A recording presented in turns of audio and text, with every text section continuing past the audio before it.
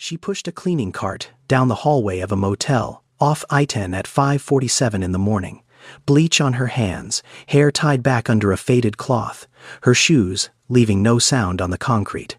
He sat in the back of a black SUV, signing papers that would erase 12 properties along the same highway, each signature worth more than she would earn in a decade. Both of them, before the day began, looked at the same book. An old paperback with a broken spine, same title, same dog-eared page. The way people look at compasses when they have forgotten where they were going. Kenya had been awake since 4:23, not because of an alarm. She had stopped setting alarms after the first month at the motel because her body had decided on its own that 4:23 was the time, and her body was not interested in negotiation.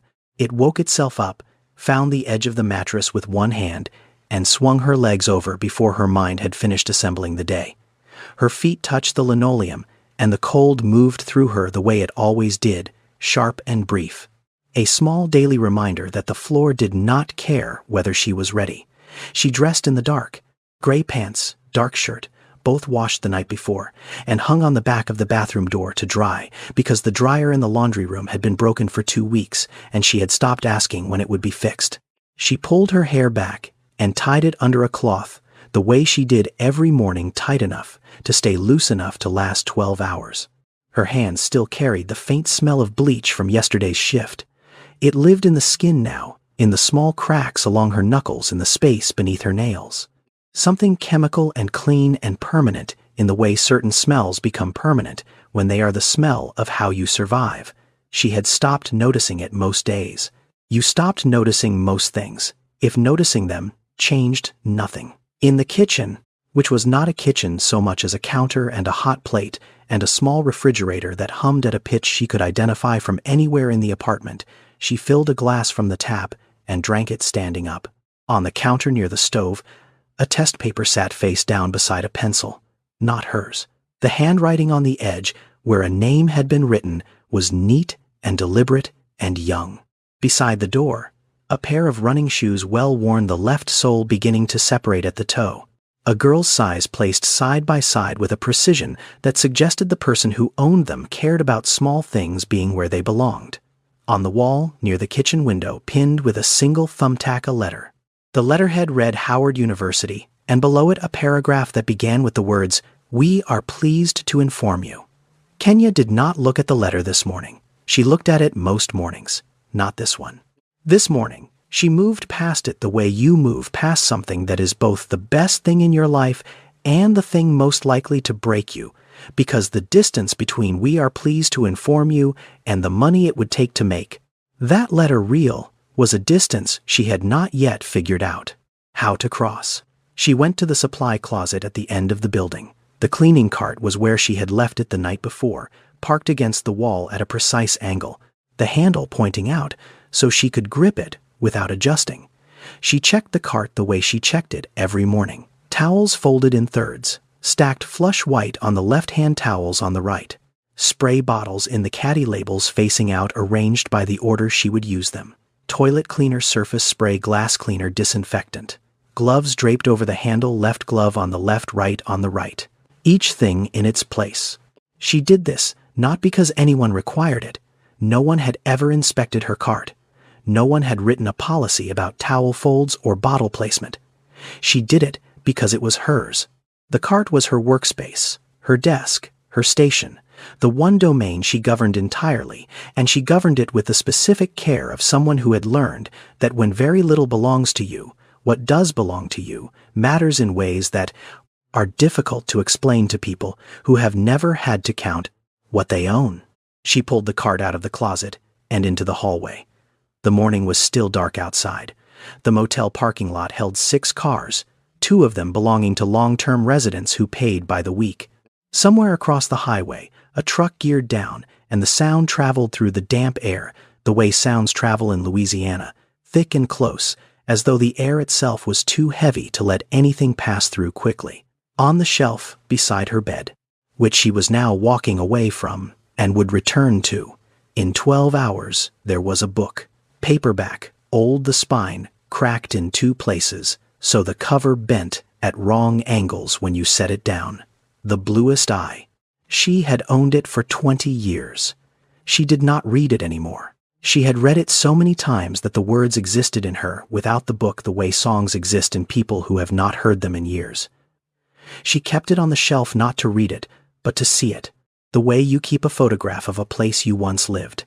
Not because you are going back, because it proves you were there. She pushed the cart down the hallway toward the first room on her list. The wheels made a sound she knew by heart, a slight rattle in the front left, where the bearing had worn down a rhythm she could hear under the quiet of the morning, like a second pulse. She would clean 14 rooms today. She would start with the one at the far end and work her way back. She would finish by 4 in the afternoon if nothing went wrong. And something always went wrong. A clogged drain, a guest who had not left on time, a stain that required a second pass, and she would handle it the way she handled everything, which was by handling it, not by deciding whether it was fair, not by weighing whether she deserved better, but by doing the next thing, because the next thing was there, and she knew how to do it. And knowing how to do the next thing when everything else was uncertain was not nothing. It was, in fact, the one skill nobody had been able to take from her. The staff locker room at the Pelican Ridge Motel was a converted storage closet at the back of the building, narrow lit by a single fluorescent tube that buzzed at a frequency Kenya had stopped hearing years ago, the way you stop hearing the past highway when you live beside it long enough. Her locker was the third from the left.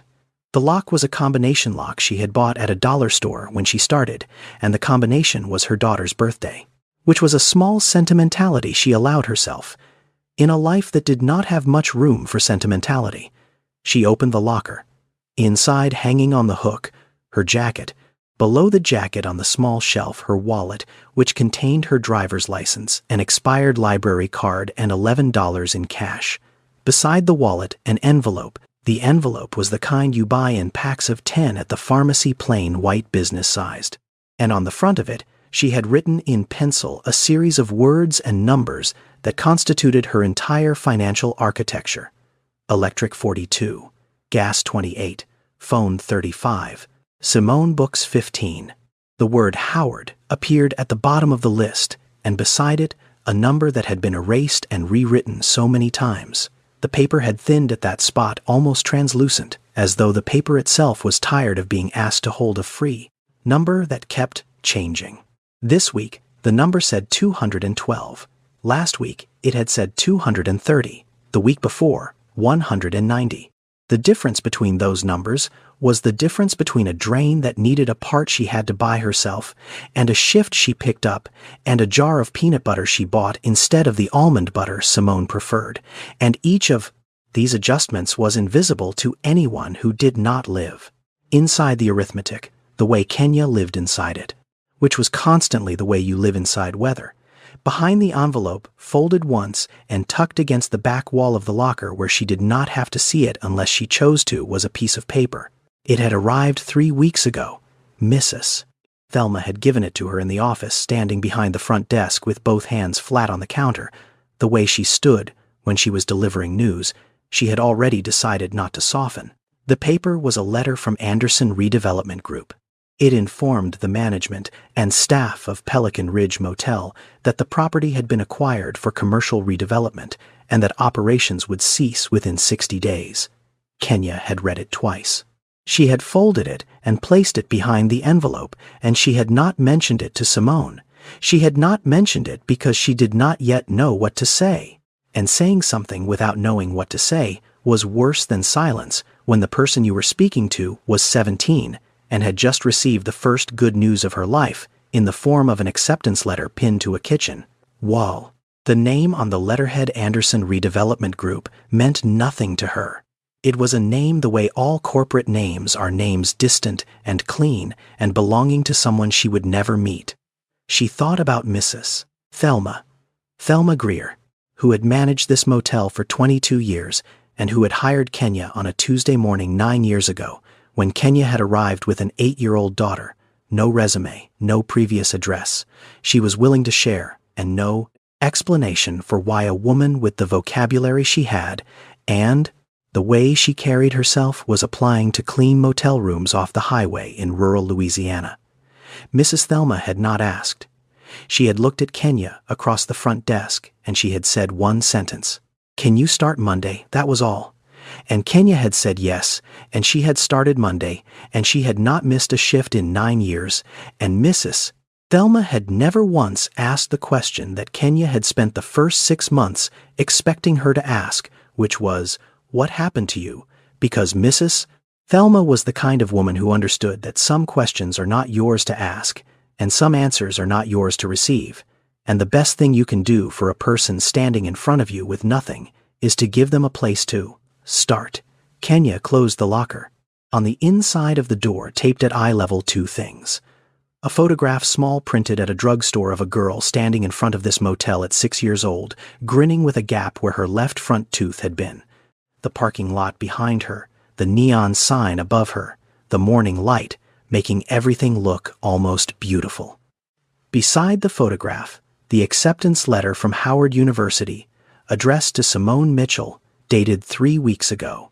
A girl with a missing tooth standing in front of a motel, and a letter that said that girl was going to college. Both of them taped to the inside of a locker that belonged to a woman who cleaned rooms for a living. Both of them completely real. That same morning, 70 miles east on I-10, Jerome Anderson was in the back of a black SUV watching Louisiana pass by outside the window.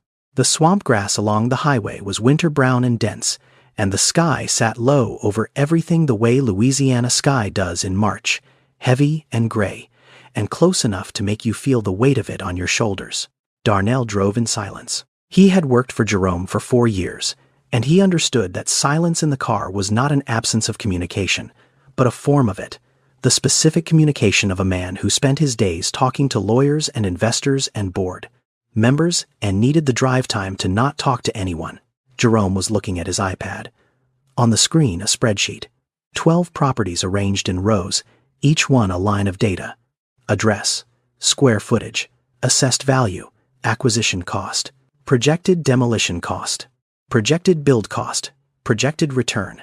The numbers were clean, and the margins were strong, and the logic was the kind of logic that had made him worth what he was worth, which was a figure that appeared in magazines, and that he had stopped reacting to the way you stop reacting to your own face in the mirror. It was just there. It was just what it was. One of the 12 rows read Pelican Ridge Motel, lot size 2.3 acres, 26 rooms, current occupancy 41%. Condition substandard. His team had flagged it as the easiest acquisition on the corridor. A motel past its useful life on a stretch of highway being rezoned for commercial development. Good land, bad building. Simple math.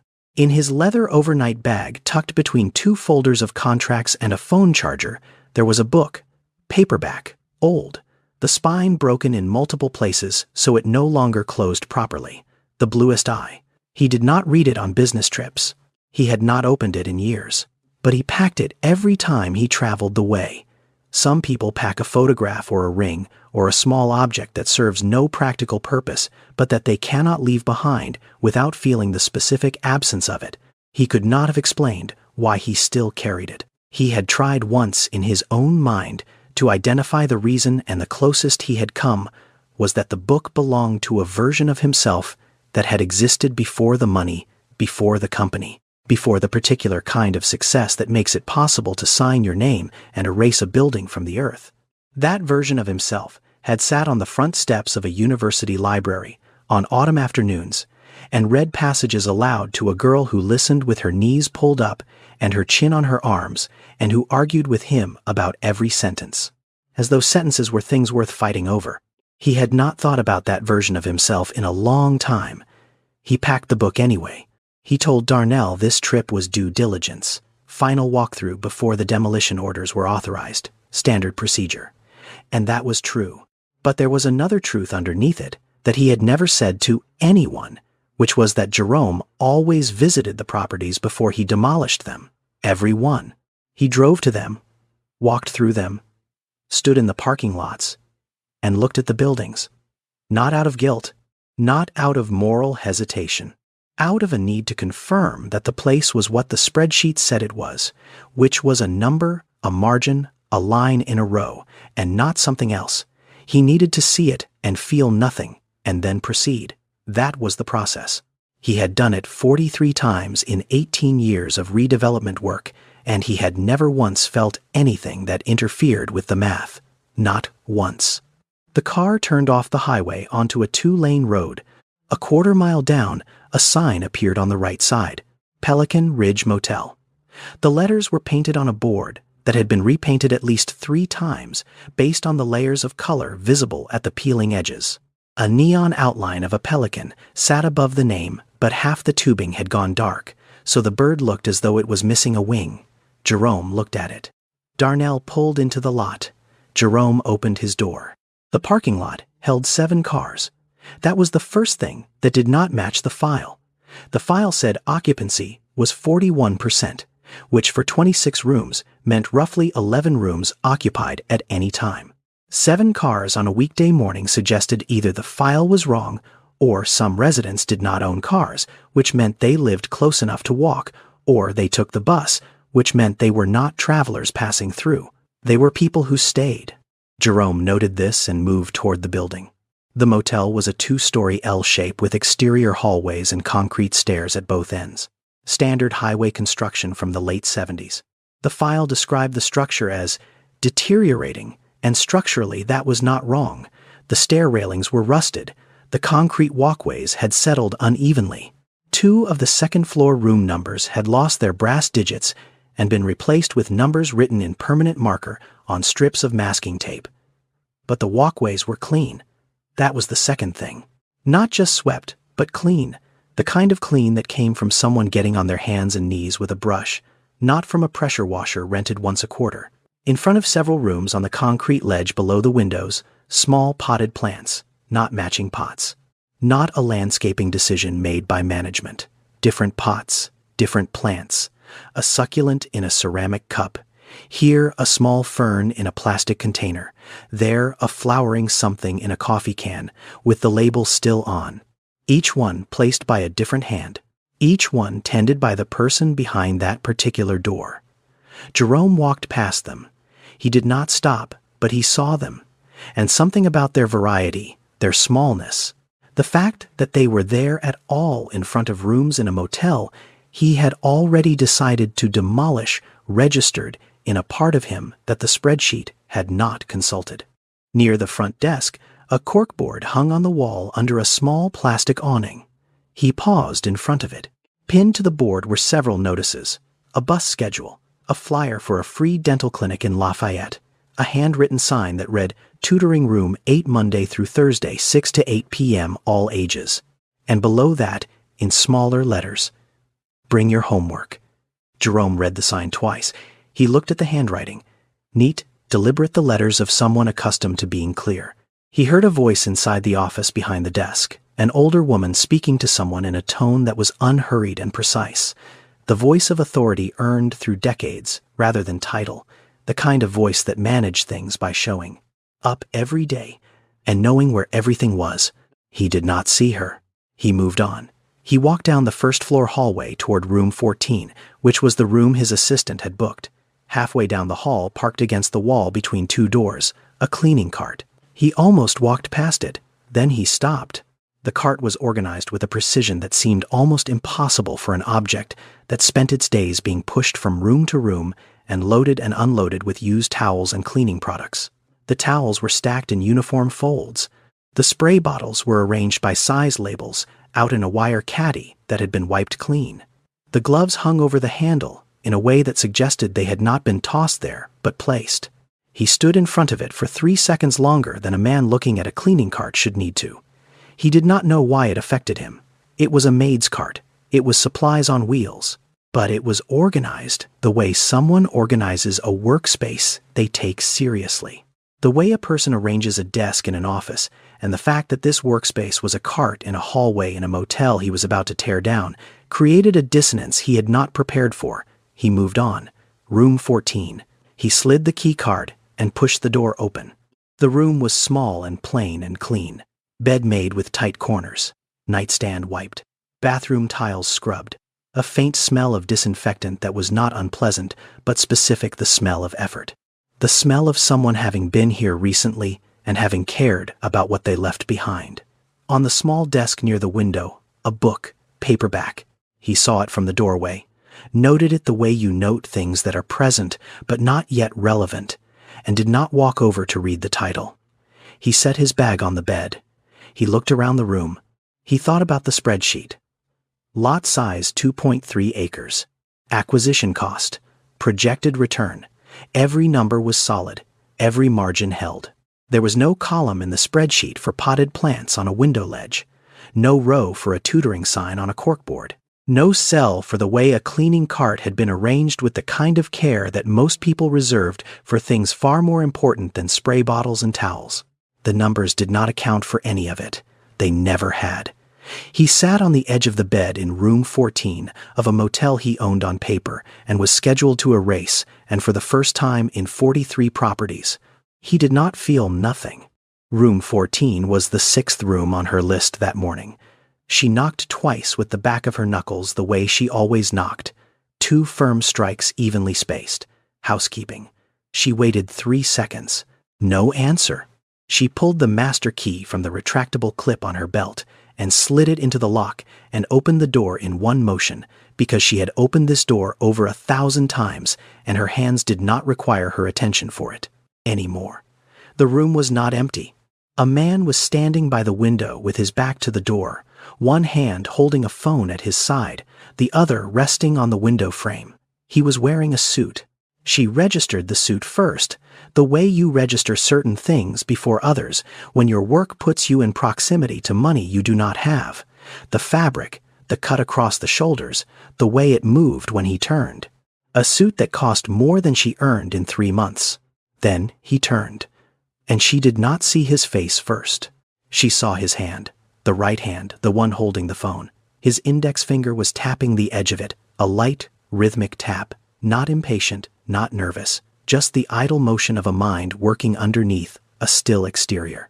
And that tap hit her before his face did. It traveled through 18 years of distance and landed in a place inside her ribs that she had bricked over so long ago she had forgotten there was a room behind the wall. Then his face.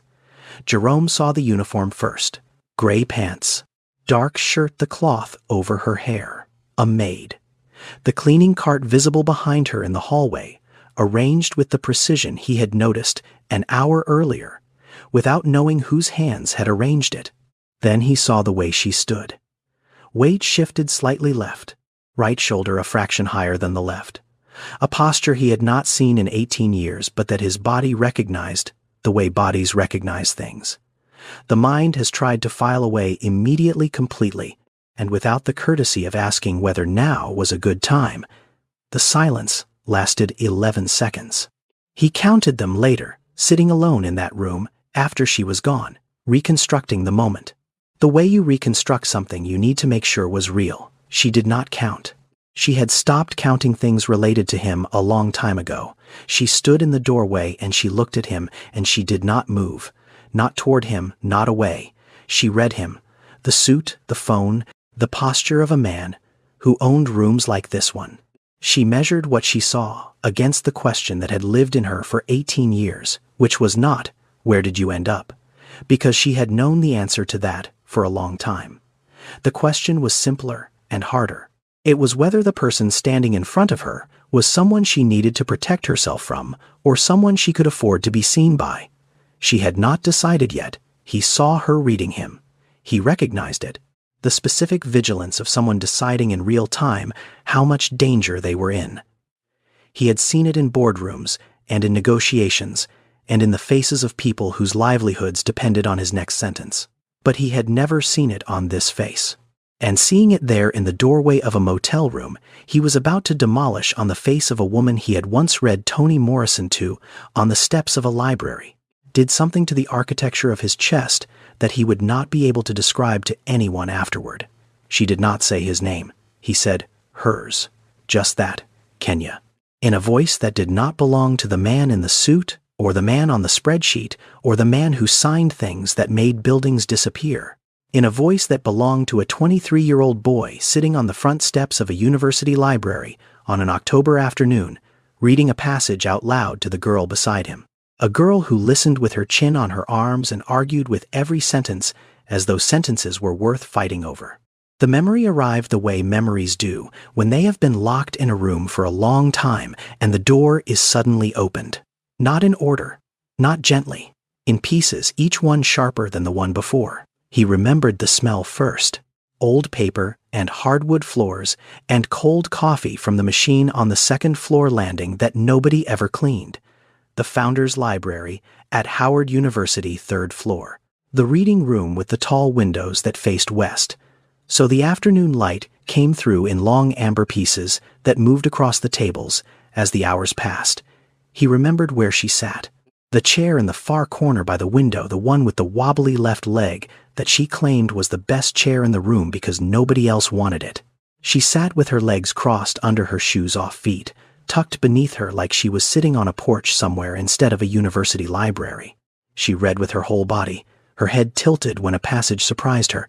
Her lips moved on sentences. She liked not reading aloud, just tasting the words, the way you taste something you want to remember. He remembered these things before he remembered her face, because the body stores what it loved in a different place than the mind stores what it lost. The first time he saw her was in a classroom. African American literature, fall semester junior year.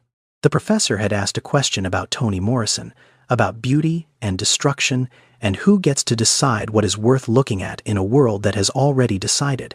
Most of the class offered answers that were competent and careful and forgettable. Kenya Mitchell, sitting 3 rows back in a seat she had chosen because it was close enough to be heard and far enough to leave without being noticed, said one sentence. She said, "The most violent thing you can do to a person is convince them they are not worth seeing and then build an entire economy around their invisibility." The room went quiet, not the quiet of disagreement. The quiet of 20 people recognizing that someone had said the thing they had been circling around. Jerome, sitting 2 seats to her left, heard that sentence and understood with a clarity he would not be able to explain to anyone that he was not going to forget the person who said it. He did not speak to her that day. He spoke to her 3 days later on the library steps because she was reading the book from class and he was carrying the same book. And he sat down beside her and said, "I think you were wrong about the economy part." She looked up at him with an expression that was not offended and was not interested, and was something in between that he would later understand was her way of deciding whether a person was worth the effort of a conversation. She said, "Tell me why." He told her why. She told him why he was wrong.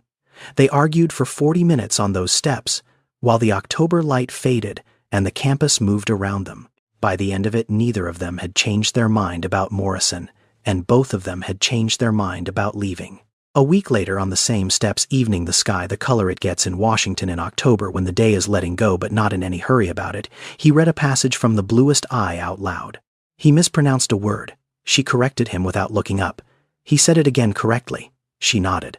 Then they both laughed, and the laughter was the specific kind that happens between 2 people who have discovered they can be wrong in front of each other without it costing anything.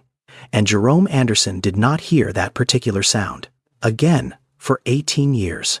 There was a night later, deeper into whatever they were building when they sat in her room, and he told her about the internship.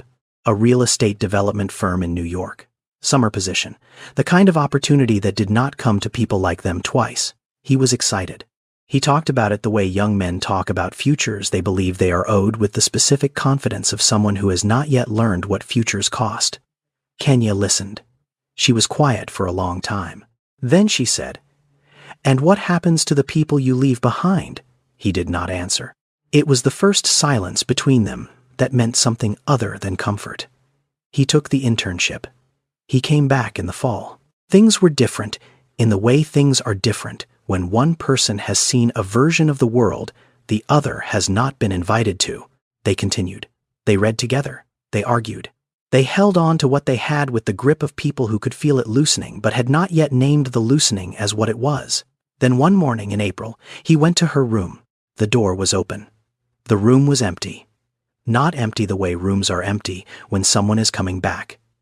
Empty the way rooms are empty when someone has decided to be gone. The bed stripped. The desk cleared.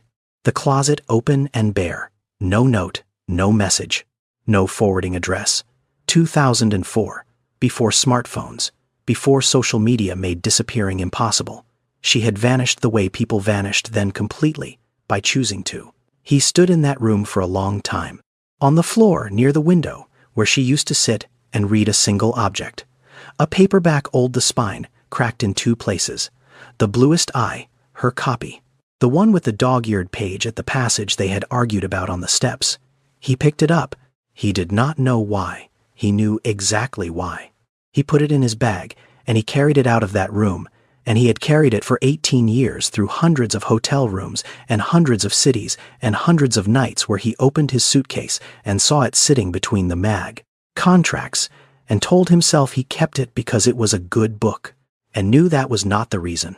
He was standing in room 14 of a motel off Iton in Louisiana, and the woman who had left that book on the floor of an empty dorm room 18 years ago was standing 6 feet from him in a maid's uniform with a cleaning cart behind her. And the book that had traveled with him through everything he had built and everyone he had become was in his suitcase on the bed between them. Kenya parked the cleaning cart against the wall outside the door. She stepped into the room and closed the door behind her. She did not sit down. He did not invite her to sit down. He understood, without having to think about it, that inviting a woman to sit in a room she cleaned every day in a building he owned on a spreadsheet would create a dynamic that neither of them needed right now. She stood near the door. He stood near the window. The distance between them was the width of the room, which was the width of 12 feet, which was also the width of 18 years. She spoke first. "You look exactly the way I thought you would." It was not a compliment. It was an observation delivered in a voice that was level and measured and giving nothing away, the voice of a woman who had spent a long time deciding what she would say if this moment ever came, and had arrived at something precise. He said, "You don't." It was not an insult. It was the truth stated by a man who had carried an image of a 21-year-old girl in his mind for 18 years, and was now looking at a 41-year-old woman in a motel uniform, and was unable to reconcile the two, without saying something honest and failing to say it gracefully. She said, "No, I don't." The quiet after that was different from the 11 seconds at the door. This quiet was 2 people who had once known each other well enough to argue about sentences, standing in a room trying to decide which of the 1,000 available sentences was the right one to say next. Jerome said it. The question he had carried since 2004. Since the empty room and the open closet and the stripped bed and the book on the floor. "Why did you leave?" Kenya looked at him. Then she looked around the room. Room 14, the room she cleaned every morning. She knew the crack in the ceiling above the bed. She knew the stain on the carpet near the bathroom door that would not come out no matter what product she used. She knew the exact angle at which the curtain rod sagged on the left side. She knew this room the way you know, a place you have tended daily for 9 years, which is to say, completely physically, without affection, but with a kind of intimacy that comes from repetition. And now the man she had once loved was standing in it wearing a suit that cost more than her quarterly rent, asking her the question she owed him and did not owe him simultaneously. She said, "I will answer that. But first I need to know why you are here," he told her. He said he was here on a real estate matter. A site visit, due diligence for a development project along the I-10 corridor. He did not say which property. He did not say the name of his company. He did not say the word demolition. Kenya did not ask. She did not need to. The letter in her locker behind the envelope folded once and tucked against the back wall where she did not have to look at it. Anderson Redevelopment Group. She had read that name 3 weeks ago, and she had known. Not that he would come, but whose name it was. She had known for 3 weeks that the man who was going to tear down the building she had lived and worked in for 9 years was the same man she had left in an empty dorm room in 2004. She had known, and she had folded the paper and put it behind the envelope and gone to work the next morning and cleaned room 14 the way she cleaned it every morning. Because what else was there to do? She began with her mother. "My mother had a stroke the week before finals, junior year." She said it flat, without inflection, the way a person says something they have told themselves so many times. It has lost its texture and become just a fact, just a date on a calendar. Just the thing that happened before everything else happened. She told him she left school. She told him there was no one else. Her mother could not walk, could not feed herself, could not be left alone. There was no insurance that covered what needed covering. There was Medicaid, but Medicaid did not cover the gap between what her mother needed and what the system decided her mother deserved, and that gap was filled by Kenya being present physically every day in a small apartment in Baton Rouge, feeding and bathing and lifting and sitting and waiting.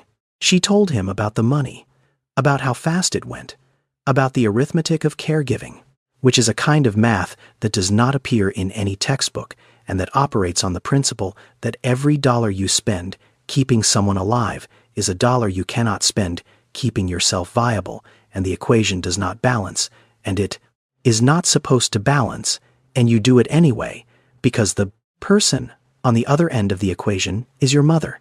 She stopped. The room was quiet, outside. A truck downshifted on the highway, and the sound passed through the walls, the way highway sounds pass through motel walls, which is to say, easily, because motel walls are not built to keep the world out. They are built to be temporary, and the world knows it. She said I was pregnant. 3 words. Short sentence. Standing alone. Jerome's body responded before his mind did. He sat down on the edge of the bed. Not a collapse. Not a dramatic gesture. Just the specific thing that happens when information arrives that is too heavy to receive while standing, and the body makes the decision for you the way bodies make decisions when the mind is still trying to catch up with what it has just been told. She watched him sit. She recognized the sitting. It was the sitting of a man whose legs had decided they were finished with the pretense of stability, and she had seen this before in other contexts in hospital waiting rooms, in offices where bad news was delivered, in all the places where people received information that rearranged the architecture of their lives in a single sentence. She continued. She told him. She did not tell him, because telling him would have required him to choose between the internship and a girl with no degree, no money, a paralyzed mother, and a baby coming. She said, "You had the internship. You had the future. I had a mother who could not feed herself, and a baby coming, and no degree, and no money." What was I going to say? Come back and be poor with me. It was not drama. It was arithmetic. The specific merciless arithmetic of poverty, where the variables are time and money and dignity, and the answer is always a subtraction. She had subtracted herself from his life, because adding herself to it would have subtracted his future. And she had loved him enough to do the math and accept the result, even though the result meant disappearing. She told him about the baby. She did not describe the birth, or the fear, or the loneliness, or the specific terror of being 21 years old and alone in a hospital room in Baton Rouge with no one to call. She described the baby the way she described everything through objects and facts. She walked at 10 months. She read at 4. She has your habit of tapping her index finger on things when she is thinking. She got into Howard on a partial scholarship 3 weeks ago. She does not know who you are. Jerome sat on the edge of the bed. He was doing math. 18 years. Junior year. The spring she disappeared. The timing, he said. She is 17, Kenya said. She will be 18 in September. The room was quiet. Jerome sat on the bed in room 14 of a motel he was scheduled to demolish, and he thought about a 17-year-old girl he did not know existed, who was about to attend the university where he had once sat on the library steps and read aloud to her mother. A girl who had grown up here, in this motel, in a room down the hallway from this one in the parking lot outside this window on the stretch of highway visible through the glass. A girl whose entire life had been lived inside a building that existed on his spreadsheet as a line of data, a margin, a number, a property to be erased. And he was the one who was going to erase it. Jerome did not speak for a long time. He sat on the edge of the bed in room 14, and he looked at the room. He had looked at it when he checked in and seen a motel room, a line on a spreadsheet, a structure scheduled for removal. He looked at it now and saw something else. The ceiling was clean. Not just free of stains, but actually clean, scrubbed, the kind of clean that required a person to stand on a chair and reach up with a cloth and work at it. The pillows were folded with a precision that he now understood was not institutional. It was personal. Someone had folded those pillows this morning with hands that cared about the folding. The desk where he had set his bag was polished. Not with furniture spray from a can, but with something applied and worked in and wiped until the wood had a warmth to it that old motel furniture was not supposed to have. He was sitting inside the result of 18 years of her labor. Every surface in this room had been touched by her hands, maintained by her effort, kept alive by her decision to show up every morning at 4:23 and do the work. And he had come here to erase it. He had driven 70 miles with a spreadsheet on his iPad and a signature ready and a number in a column that represented the projected return on demolishing this building, and the building contained the life she had built when he was not there to build it with her. He was not a villain. He understood this in the specific way you understand things that are true but not comforting. He had not known about the baby. He had not known she was pregnant. He had not chosen to abandon a child because there had been no child in his knowledge to abandon. But he had chosen. He had chosen the internship. He had chosen New York. He had chosen the trajectory that led to the company and the money and the car and the suit and the spreadsheet. And every one of those choices had been made in the direction of away from the steps of the library, away from the girl who argued about sentences, away from the version of himself that might have noticed she was gone and might have looked harder and might have found her if finding her had mattered more than the next deal, the next property, the next margin. He had not been prevented from being present. He had been elsewhere. And elsewhere, compounded over 18 years, was the distance between a man in a suit on a bed and a woman in a uniform at a door and a daughter he did not know existed learning to ride a bicycle in a parking lot. He asked one question, not why, not how. Not the question of a man gathering facts for a decision. The question of a man who had just understood that the thing he missed could not be retrieved and who needed to know its shape so he could carry it properly. He said, "What did I miss?" Kenya looked at him. She had expected several questions. She had prepared for accusations for disbelief, for the specific calculations of a man assessing liability. She had not prepared for that one. She did not answer with a list. She did not describe 17 years of birthdays and first days of school and parent-teacher conferences attended alone, and nights spent awake with a sick child, and mornings spent doing math on an envelope to determine whether there was enough for groceries and electricity in the same week. She answered, with one image. She said, "She learned to ride a bicycle in the parking lot of this motel." Mrs. Thelma held the back of the seat. That was all, one sentence, one image. A girl learning to balance on two wheels in the parking lot of a motel off the highway, and the person holding the seat was not her father. It was a 60-year-old woman who managed the front desk. Jerome's face did something. It was not crying in the way the word is usually meant. It was something that moved across his features, that was not composure, and was not performance, and was not anything he had shown another human being in the 20 years since he had learned to show only the version of himself that closed deals and signed papers and made buildings disappear. It was the thing underneath all of that, the thing he had built everything on top of. Kenya watched it. She did not move toward him. She did not offer comfort or touch his arm or say the things people say when they want someone's pain to be smaller so they can feel less uncomfortable standing near it. She stood where she was, not out of coldness, out of the specific knowledge that comes from having cried alone enough times to understand that sometimes the most decent thing you can do for a person in pain is to let them have it without interference. That afternoon, Simone Mitchell came home from school the way she came home every day, which was by pushing the front door of their small apartment behind the motel office open with her shoulder because her hands were full. Backpack in the right hand, a library book in the left, keys already back in her pocket because she had learned to put them away immediately after unlocking the door so she would not spend 20 minutes looking for them later. She dropped the backpack on the chair in the corner, not randomly. In the exact spot she always dropped it, which was the left side of the chair angled so the strap hung over the armrest and the bag did not slide to the floor. She went to the refrigerator, opened it, looked, closed it, opened it again because hunger was more persuasive than preference. She took out a container of leftover rice and ate it cold, standing at the counter, the way her mother ate most things, standing quickly, between one task and the next. She sat at the kitchen table. On the table, 3 things. A notebook open with handwriting that was neat and forward-leaning and deliberate. A pen the cap chewed at the edges, the specific damage of a person who bit down when they were thinking, which was a habit she had always had, and did not know where it came from and had never thought to ask. And a book. Paperback new, the spine still intact. The bluest eye. Her mother had given it to her 3 months ago when she got the acceptance letter. She had said, "Read this before you go. Write your essay about it if you want."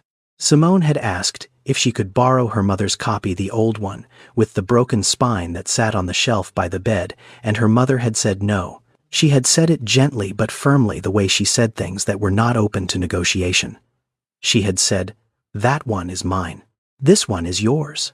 Simone had not understood why her mother would buy a new copy of a book she already owned, but she had accepted it the way she accepted most things about her mother, which was with the understanding that there were rooms in her mother's life she had not been invited into, and that the doors to those rooms were closed for reasons that would become clear when they became clear, and not before. She was writing her essay for Howard. The prompt asked her to describe someone who had shaped her understanding of the world. She was writing about her mother, not about the cleaning or the long hours or the tired hands or any of the things that people on the outside saw when they looked at Kenya Mitchell.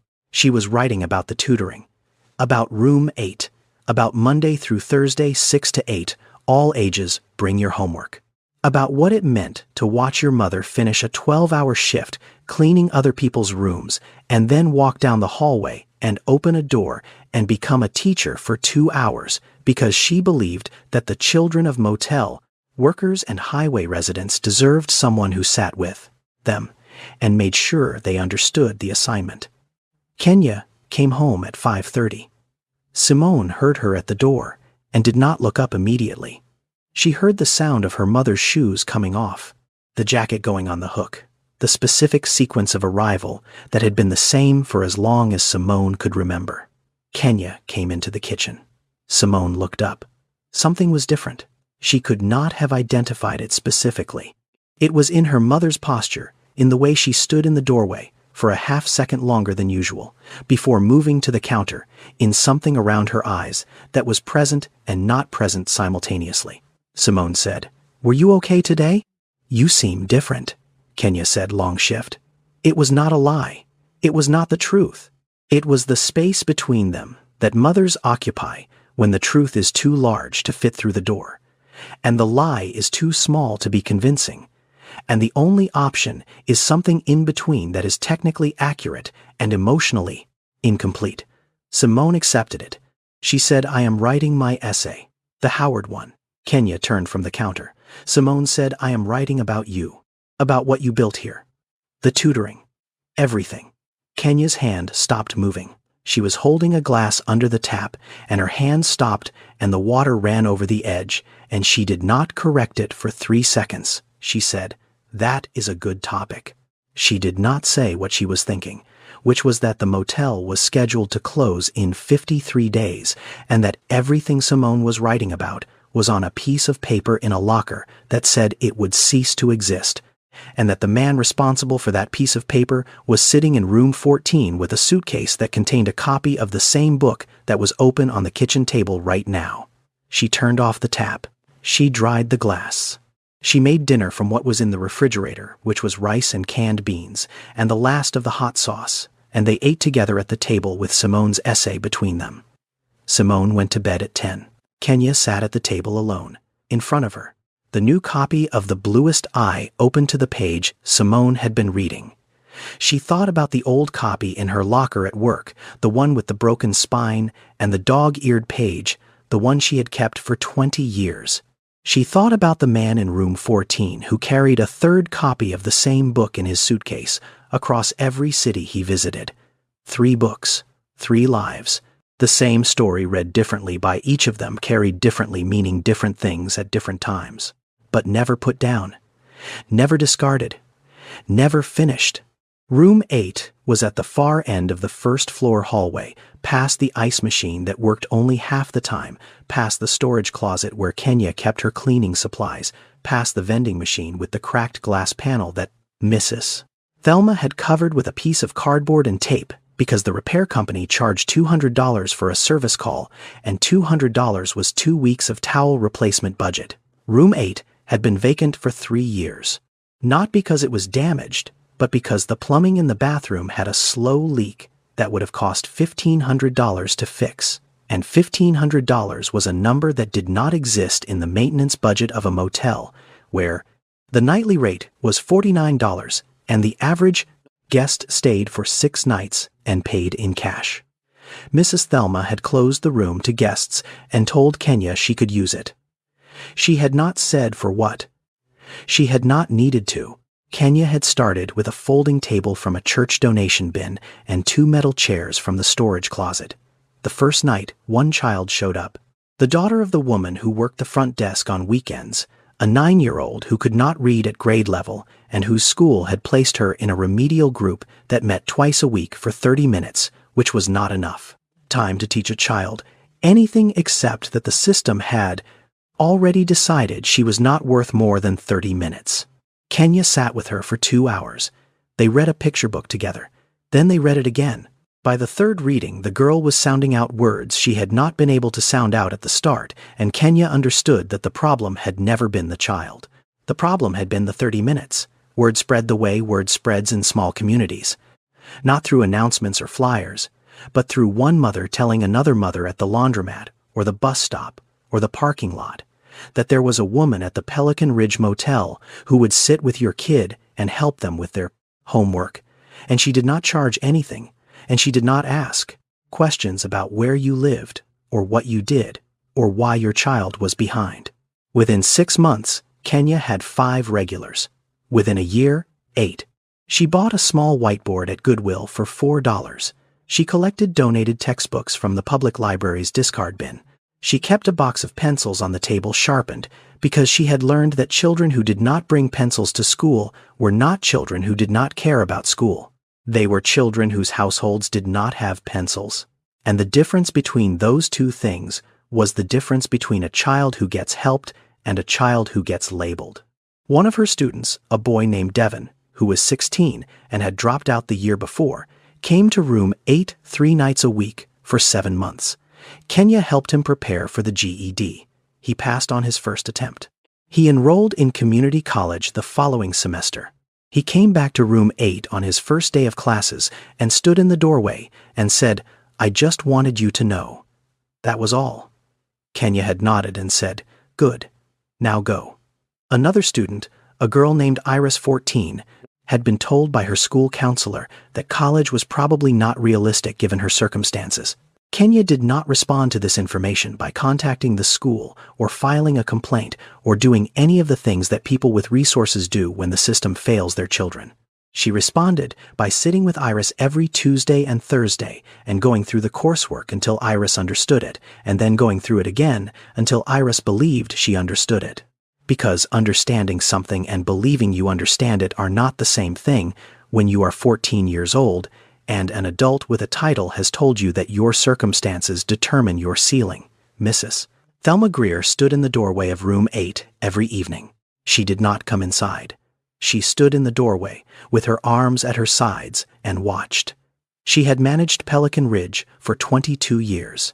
She had seen people come and go, travelers, drifters, families between houses, women leaving situations they could not name, and men looking for work that did not exist, and children who understood nothing about why they lived, where they lived, except that it was where they lived.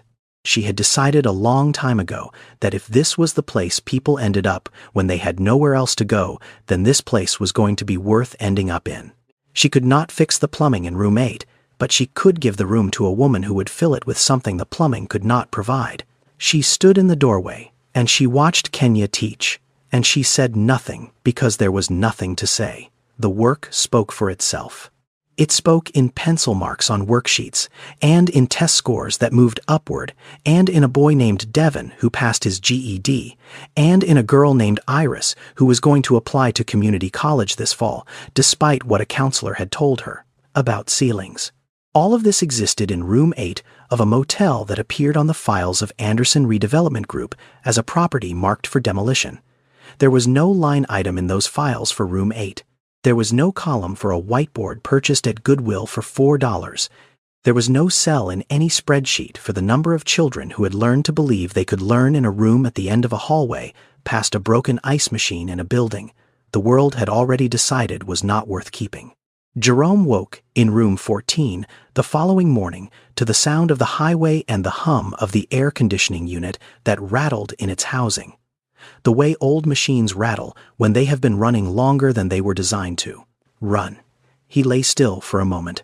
The ceiling above him was clean. He had noticed this yesterday, but had not thought about it. He thought about it now. He thought about whose hands had cleaned it. He sat up and called Darnell. He said, "I need the full acquisition file on Pelican Ridge, not the summary, the full file. Staff records, tenant correspondence, municipal filings, everything." Darnell brought it within the hour. Jerome sat on the bed and opened the folder and began to read. He had read this file before. He had read it on the drive down on his iPad in the format his team prepared for every acquisition, which was clean and numerical and organized for the specific purpose of making a decision efficient. He had read the numbers. He had not read the rest. He read it now. The staff list, 6 employees. He found her name on the 3rd line. Kenya Mitchell, position housekeeping. Start date 9 years ago. 9 years. He looked at that number and thought about what it meant. 9 years of mornings at 4:23. 9 years of cleaning cart organization. 9 years of room 14. He turned the page.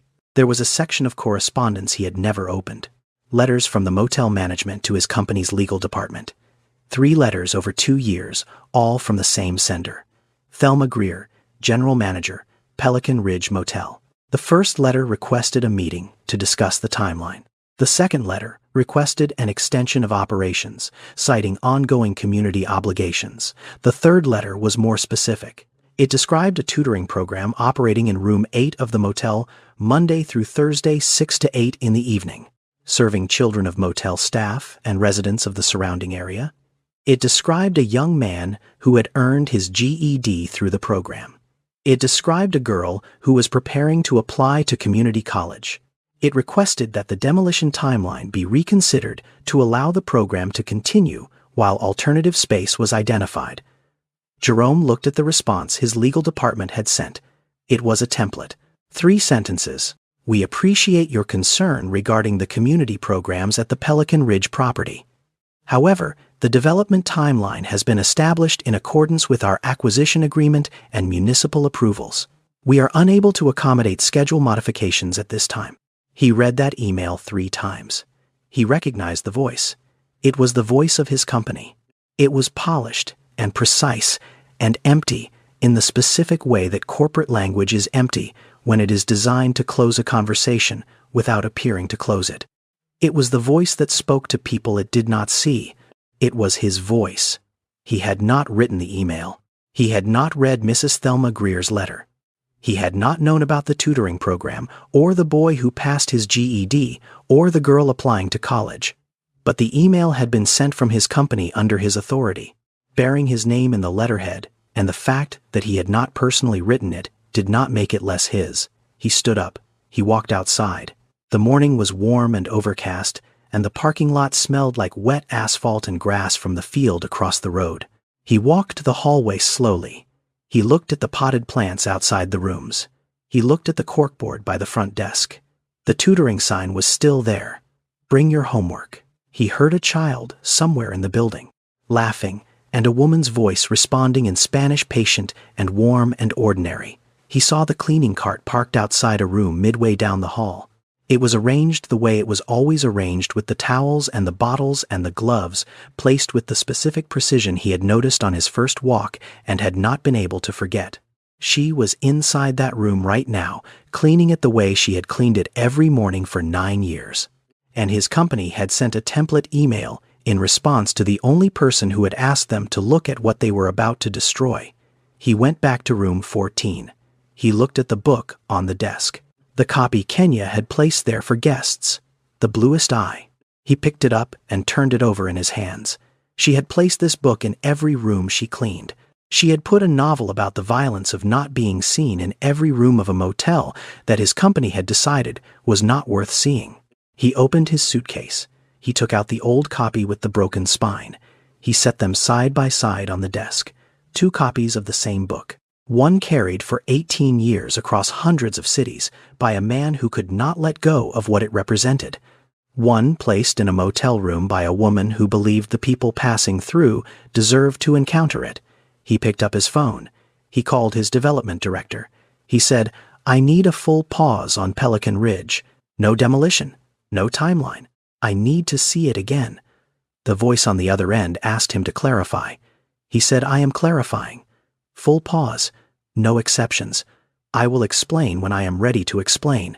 He hung up. His voice had been different on that call.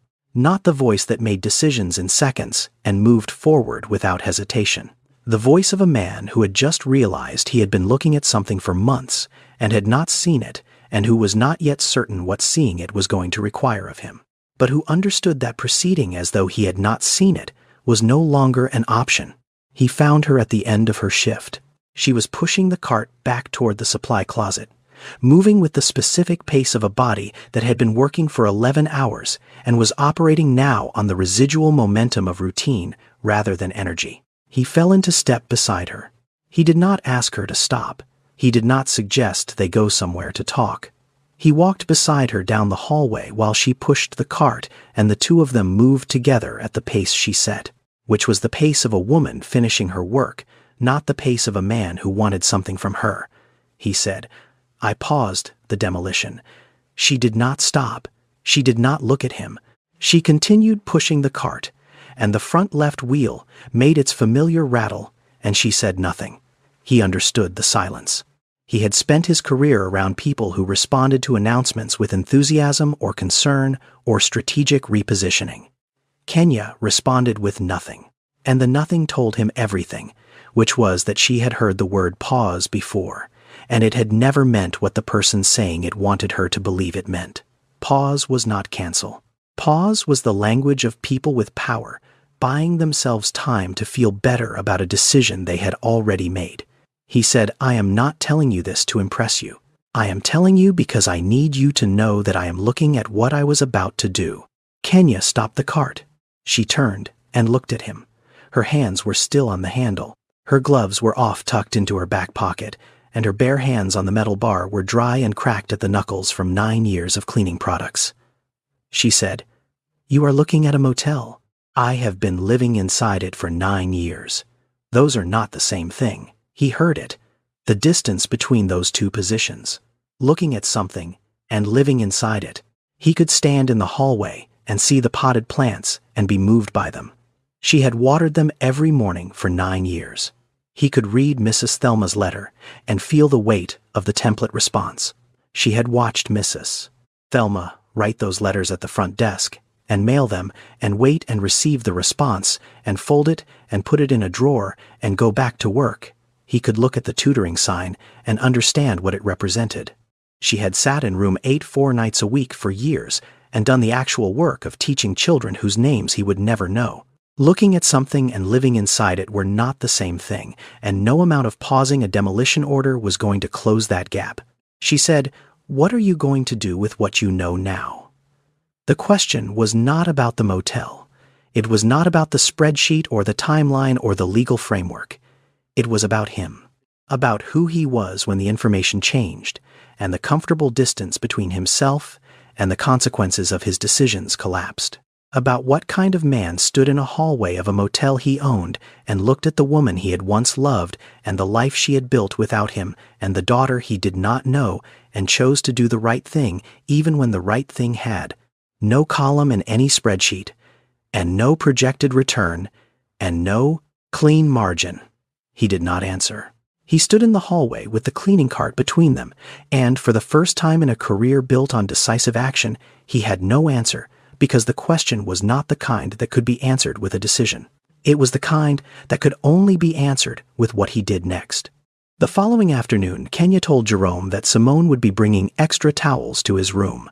She told him this in the hallway, standing by her cart, in a voice that was flat and specific. She said, "She does not know who you are, and you do not get to tell her until I decide it is time. She is going to bring you towels.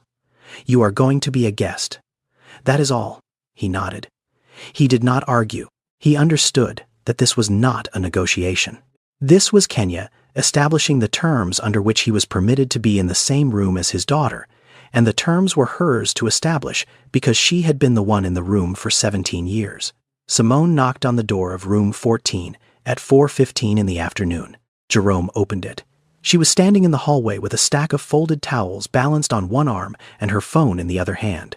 And she looked up at him with the automatic politeness of a teenager who had grown up in a motel and understood that guests were the reason the building existed and therefore deserved a certain standard of courtesy. She said, "My mom said you needed extra towels." He said, "Thank you."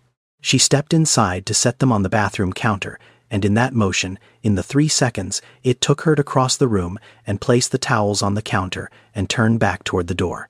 He saw everything. He saw her face, which was Kenya's face, the same cheekbones, the same angle of the jaw, the same way the mouth sat when it was not smiling. And then she smiled, and the smile was crooked, pulling slightly higher on the left side than the right, and that was his. That specific asymmetry belonged to him. He had seen it in every mirror for 42 years, and he was seeing it now on the face of a 17-year-old girl holding a stack of towels in a motel room. She stood by the door waiting for him to take the towels from the counter, or dismiss her, or whatever guests did. She was patient in the way of someone accustomed to waiting for other people to finish. Her right hand was resting on the doorframe, and her index finger was tapping lightly against the wood, a quiet, rhythmic motion, unconscious, the specific gesture of a mind running underneath a still surface. Jerome looked at that tapping finger and had to look away. He looked at the wall. He looked at the window. He looked at anything that was not his own habit alive and moving on the hand of a girl who did not know where she had gotten it. Simone said, "Are you staying long?" He said, "A few days. Maybe longer," she said, cool. "If you need anything, the office is at the end of the building. Mrs. Thelma is usually there." She paused. Her eyes moved to the desk. The 2 books were still sitting side by side where he had left them. The old copy with the broken spine and the newer copy Kenya placed for guests. Simone tilted her head. She said, "That is the bluest eye. The old one." She pointed at the broken-spined copy. "My mom has that exact same edition. Same cover. Where did you get yours?" Jerome looked at the book. He looked at Simone. He was aware of standing in a room with his daughter for the first time in his life and being asked a question that had an answer he could not give and that she would not understand even if he could. He said, "Someone gave it to me a long time ago. Someone I should have held on to." Simone considered this the way 17-year-olds consider things adults say that sound like they mean more than the words themselves, which is to say briefly, with mild interest, but without the weight that the speaker intended, because 17-year-olds have not yet accumulated enough loss to recognize it in other people's sentences. She said, "Well, it is a good book. I am reading it right now, for my college essay." He asked what she was writing about. She said, "About my mom. About what it means to build something in a place no one thinks is worth building in." Jerome heard that sentence, and something inside him recognized it as the answer to a question he had not known he was asking. He said, "That sounds like a strong essay." She said, "I hope so. Howard is my first choice." She smiled again, the crooked smile, his smile, and she said, "Okay, enjoy your stay." And she walked out of room 14 and closed the door behind her. Jerome stood in the room.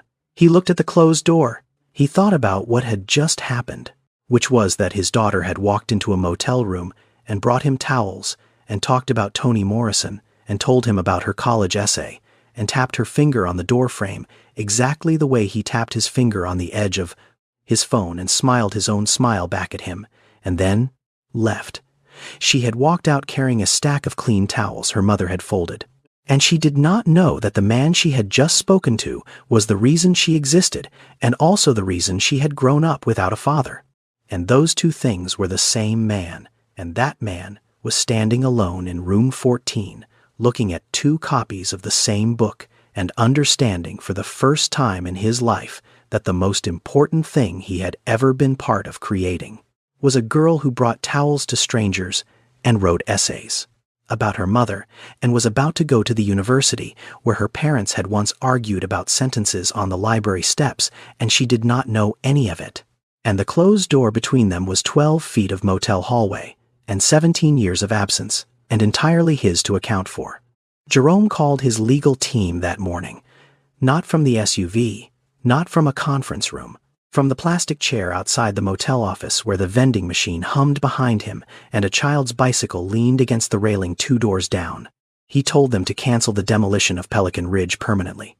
Not pause, cancel. He told them he wanted the property transferred to a community land trust, which is a legal structure designed to hold land for the benefit of the people who live on it, removing it permanently from the speculative market so that no developer, including himself, could ever acquire it again and turn it into something the community did not need. The irony of a real estate developer using the one legal mechanism specifically built to prevent real estate developers from doing what real estate developers do was not lost on him. He did not comment on it. He simply signed the papers when they arrived. He walked to the front desk. Mrs. Thelma Greer was standing behind the counter the way she had been standing behind that counter for 22 years, with both hands flat on the surface and her posture straight, and her eyes on whoever was in front of her with the complete attention of a woman who had never once in her professional life pretended someone was not there. She was small and white-haired, and she carried herself with the specific uprightness of a person who had never had much, and had never let that be a reason to carry herself as though she deserved less than anyone else in the room. Jerome stood on the other side of the counter. He said, "Mrs. Greer, my name is Jerome Anderson." She said, "I know who you are. Your name is on the letterhead." He nodded. She looked at him the way she looked at everyone, which was directly and without adjustment for status or wealth or the particular suit a person happened to be wearing. She said, "I sent your company 3 letters about the tutoring program. I received 1 email back. It said the timeline remains unchanged." Jerome said, "I know. I read it this morning. I should have read it 3 months ago." Mrs. Thelma looked at him for a long moment. Then she said, "You should have, but you are here now. That is something." It was not absolution. It was not warmth.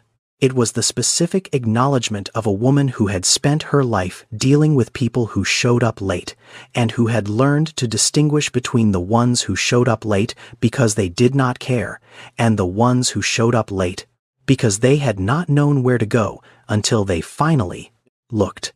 He found Kenya in the hallway afterward. She was between rooms, cart-parked gloves on the day's work half done. He stood in front of her and he said what he had come to say. He said, "I am not going to tell Simone anything. Not until you are ready. This is your decision. She is your daughter. She has always been your daughter. I was not here for that, and I do not get to walk in now and rearrange what you built." Kenya looked at him. For the first time in 2 days, something in her face shifted. It was not softening. It was not forgiveness. It was closer to recognition. The specific expression of a person who is watching someone try to do the right thing and who can see that the trying is real, even if the outcome is not yet clear. She had watched people perform generosity before. She had watched people with money arrive at places like this and offer help that was really about making themselves feel better about a situation that made them uncomfortable. This was not that. This was a man stepping backward instead of forward, giving ground instead of taking it. Ceding control of a situation he could easily have dominated because he understood that dominance was not what was needed, and that the most responsible thing he could do in this moment was to make himself smaller so that the people who had been here all along could remain the right size. She said, "I will tell her. In my own time. In my own way." She paused. She looked at him with the full weight of 18 years of doing everything alone. She said, "And when I do, you will need to be the kind of man she deserves to meet. Not the man on the business card, the man who sat on the edge of that bed in room 14 and could not move." Jerome left the following morning. Before he went, he did one thing. He went to room 14. He opened his suitcase and took out the old copy of The Bluest Eye, the one with the broken spine, and the dog-eared page, the one he had picked up off the floor of an empty dorm room 18 years ago and carried through every city and dade, every hotel, and every version of himself that had come after. He set it on the desk beside the newer copy Kenya had placed there for guests. 2 books, side by side, the same title. One carried by a man who could not let go. One placed by a woman who wanted strangers to see what she had seen. He looked at them for a moment. Then he closed the door and walked to the car where Darnell was waiting. Kenya came to clean room 14 30 minutes later. She opened the door with her master key and pushed her cart inside and began the routine she had performed in this room over 1,000 times. She stripped the bed. She wiped the bathroom. She cleaned the mirror. She was wiping the desk when she saw it. The old book. She picked it up. The spine cracked in 2 places. The cover bent at the same wrong angles she remembered. She opened it to the dog-eared page. The same page. The passage they had argued about on the steps of the library at Howard 20 years ago. He had kept it. He had kept it for 18 years. He had carried it through everything he had built and everything he had become, and he had not thrown it away, and he had not replaced it, and he had left it here in room 14. On the desk she cleaned every morning, like a compass pointing back to the place where both of them had started. She stood in the room holding the book, and she allowed herself for the first time in a very long time to think that perhaps some things do not disappear. Perhaps they just take the long way around. She finished cleaning the room. She put the old book in the pocket of her jacket. She would bring it home. She would put it on the shelf beside her bed where it had lived for 20 years before she had placed it in her locker, and it would be there again, and it would mean something different now than it had meant before, and that was enough. Simone was at the kitchen table when Kenya came home. She looked up from her essay and said, "Who was that guy? The one in room 14. I saw him leaving this morning." Kenya looked at her daughter. She looked at the crooked smile. She looked at the finger tapping on the cover of The Bluest Eye, the new copy, the one Kenya had bought her because the old one was too sacred to lend. She said, "Someone I knew a long time ago." Simone waited. Kenya said, "You will meet him properly soon." Simone accepted this, the way she accepted things about her mother, with the understanding that the doors would open when they opened. She went back to her essay. Outside Pelican Ridge Motel sat in the Louisiana afternoon the way it had sat for decades, low and plain and unremarkable to anyone driving past on the highway. The neon sign flickered, still missing half its letters, the Pelican still missing a wing. Mrs. Thelma stood behind the front desk with both hands flat on the counter. A child ran down the hallway and a mother called after him. The cleaning cart was parked outside the next room on the list, towels stacked, bottles arranged, gloves draped over the handle. The motel was still here, not because someone had saved it, because the people inside it had never stopped holding it together. Some families begin in the light, in hospitals and living rooms and places where everyone can see. Others begin in hallways and parking lots and rooms that the world has already decided are not worth noticing. Mrs. Thelma Greer managed a motel for 22 years, and in that time she held the back of a bicycle seat in a parking lot so a girl could learn to balance. She gave a room to a woman who filled it with pencils and worksheets, and the stubborn belief that children deserve someone who sits with them. She stood in a doorway every evening and watched and said nothing because the work did not need her words, it needed her presence. And she was present every day, without fail, without recognition, without asking for anything in return except that the people around her keep showing up. That was enough. That was everything. Now, I want to be honest with you for a moment. This is a fictional story. The characters are not real. The motel is not real. But the realities this story draws from are not fictional at all. In the United States, nearly 2/3 of minimum wage workers are women.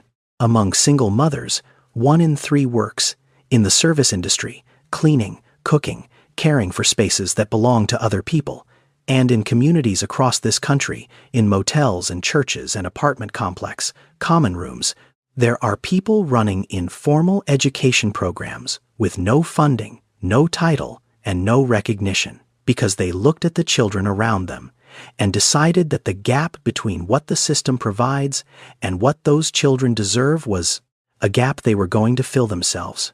I believe the way we treat people in rooms no one is watching says more about us than anything we put on a business card. I believe dignity is not a reward for success. It is a starting point that every human being is owed. And I believe that the Mrs. Thelmas of this world, the ones who show up and hold the seat and say nothing and never ask for credit, are doing some of the most important work there is. Thank you for watching. Before you go, tell us in the comments, have you ever met someone who quietly built something extraordinary in a place the world had written off? We want to hear that story. See you in the next one.